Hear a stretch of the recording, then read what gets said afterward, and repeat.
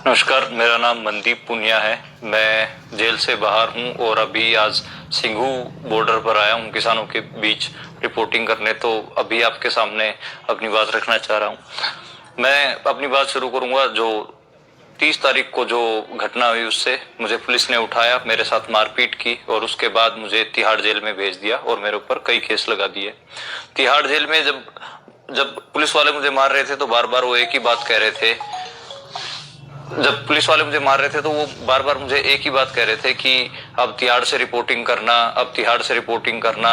तो अब तो मैं उनको कह रहा था कि मेरे घर वालों से मेरी बात करवा दे, तो वो लगातार अब तो घर वालों से तिहाड़ से ही बात करना। तो तिहाड़ में मुझे भेज दिया गया। वहां मैं जाता हूँ तो मैं देखता हूँ कि जो किसान थे, किसान भी वहां पर बहुत सारे बंद थे। मुझे जिस बैरक में रखा गया, जिस चक्की में रखा गया, वहां भी किसान ही थे। जो मेरे साथ किसान बंद थे जसविंदर सिंह, मानसा के जो पैरो गांव है उस गांव के रहने वाले किसान थे मेरे साथ का। और पुलिस ने जो मेरे साथ बदसलूकी की है उसका। लेकिन वहां पर मैंने देखा कि जो किसान है उनके जो शरीरों पे ज्यादा चोटी थी। मुझे लगा कि वो मुझसे ज्यादा बड़े विक्टिम हैं। तो हम जो पत्रकार हैं लगातार ये बात तो करते ही हैं कि हम सत्ता द्वारा सताए गए लोगों की रिपोर्टिंग करते हैं। तो मुझे लगा कि मुझे यहाँ इनके बारे में भी रिपोर्ट करनी चाहिए। तो मैं जब तिहाड़ से जब मैं निकला तो मैं उनके नाम अपने पैरों पे लिख के लेके आया और जो उन्होंने बयान दिए थे वो भी मैं अपने पैरों पे लिख के लेके आया ताकि आप तक वो बात पहुंच सके। एक चीज मैं और ध्यान दिलाना चाहूंगा कि इसमें जो जितने भी किसानों से मैं मिला, सारे के सारे किसान जब वो अपने प्राइवेट निजी कामों के वास्ते मार्केट में गए थे, कोई सब्जी खरीदने गया था, कोई कपड़े खरीदने गया, तो वहां से उठाए गए हैं और उनके साथ बहुत बुरी तरीके से मारपीट की गई है। उसमें एक किसान का मैं बताना चाहूंगा, हरियाणा से थे, जगबीर सिंह रिठाल गांव के। वो तो अपने भाई के पास जा रहे थे, उनको एक प्राइवेट कार में से उठाया गया। ऐसे ही जो बाबा जीत सिंह थे, बाबा जीत सिंह हरियाणा के जो मुख्यमंत्री हैं, उनके गांव में गुरुद्वारा है। उस गुरुद्वारे में ग्रंथी हैं। वो बुराड़ी मैदान में जो किसान थे उनको लंगर खिला रहे थे, उनको वहां से उठाया गया। 70 साल के हैं बाबा जीत सिंह, उनके शरीर पे भी चोटों के निशान थे।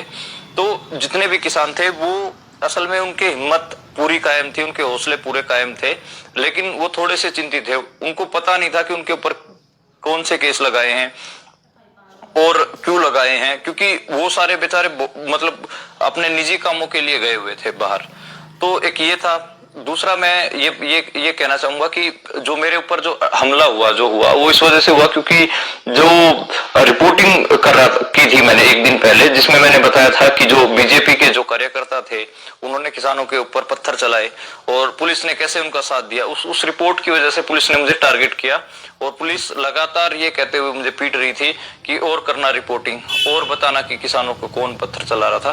तो बिल्कुल टारगेटेड हमला था। लेकिन अभी मैं जितना लोगों ने साथ दिया, पत्रकारों ने साथ दिया और जितने भी किसान थे उन्होंने साथ दिया, उस वजह से अब मैं आप लोगों के बीच में हूं और दोबारा रिपोर्ट कर रहा हूं। रिपोर्टर का काम ग्राउंड जीरो से रिपोर्ट करना होता है, इसलिए आज मैं सिंघू पे आया हूं दोबारा और मेरा उत्साह दुगना है और मैं लगातार ऐसे ही रिपोर्ट करता रहूंगा।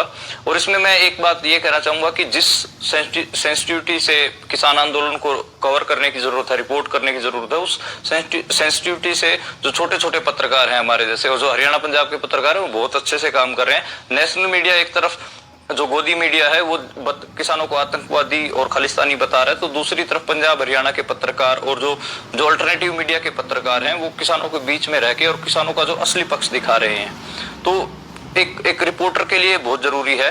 जब मुझे जेल में ले जाया गया तो मैं और भी जो पत्रकार थे जो सही रिपोर्टिंग करने की वजह से जेलों में, उनके बारे में मेरे दिमाग में आया।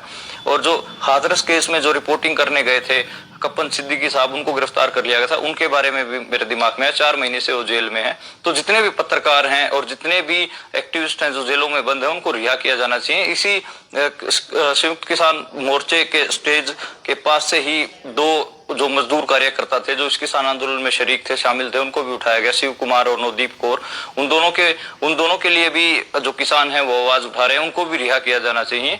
तो ये जो दिल्ली किसान आंदोलन है, इसमें सरकार खुद कह रही है कि उन्होंने 120 के करीब किसानों की गिरफ्तारी की है और वो गिरफ्तारी के बावजूद वो ये ड्रामा भी कर रही है कि जो हमारे दरवाजे बातचीत के लिए खुले हैं, ये कैसे दरवाजे खुले होना हो गया कि एक तरफ आप किसानों को गिरफ्तार कर रहे हैं, दीवारें ऊंची कर रहे हैं, सड़कों के ऊपर कीले लगा रहे हैं, सरिये लगा रहे हैं, और दूसरी तरफ आप कह रहे हैं कि बातचीत के दरवाजे खुले हैं। बातचीत के दरवाजे तब खुले मानते हम जो जितने भी किसान थे उनको बाइज्जत बरी किया जाए, उनको छोड़ा जाए जेलों से, और जो सड़कों के ऊपर इतने बड़े बड़े आपने पत्थर और सरिये लगा दिए उनको हटाया जाए, तब बातचीत संभव, जब बातचीत हो तो वो समझ में आता है।